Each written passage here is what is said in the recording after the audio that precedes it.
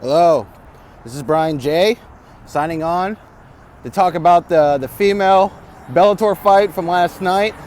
The first women's flyweight championship fight and the first women's flyweight champion ever in the history of Bellator, Ilima-Lei Macfarlane, who dominated and schooled Emily Ducote.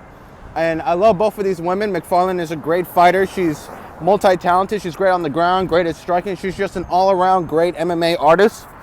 And Emily Ducote, who I love because she's from Oklahoma City, and I grew up in Texas for about 9 years. So Oklahoma is kind of a sister state for me. I love OKC, Oklahoma City, and Oklahoma people in general in the state.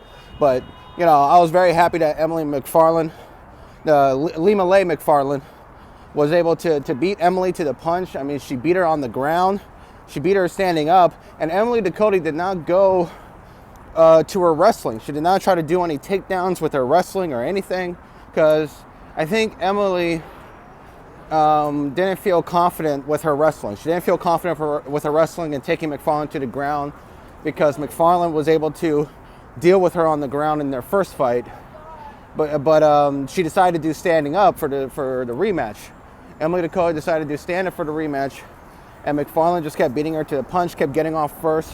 Macfarlane was landing jabs and right hands.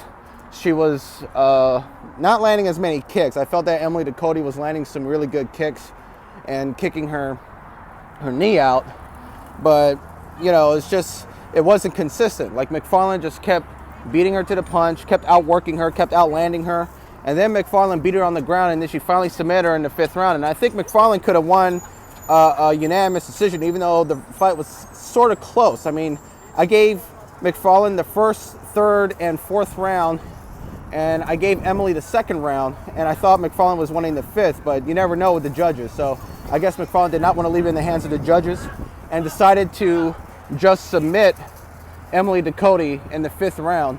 And it was a great fight. It was very action-packed, a lot of back and forth action, but Macfarlane was just the greater MMA fighter than Emily Ducote. So, Ilima-Lei Macfarlane, she's now the new flyweight world champion, and she's arguably the best flyweight in the world. We'll just have to see what's going to happen with the UFC, the Ultimate Fighter, who's going to win that belt on December 1st. So, yeah, this is Brian J, and I'm done. I'll talk to you guys later.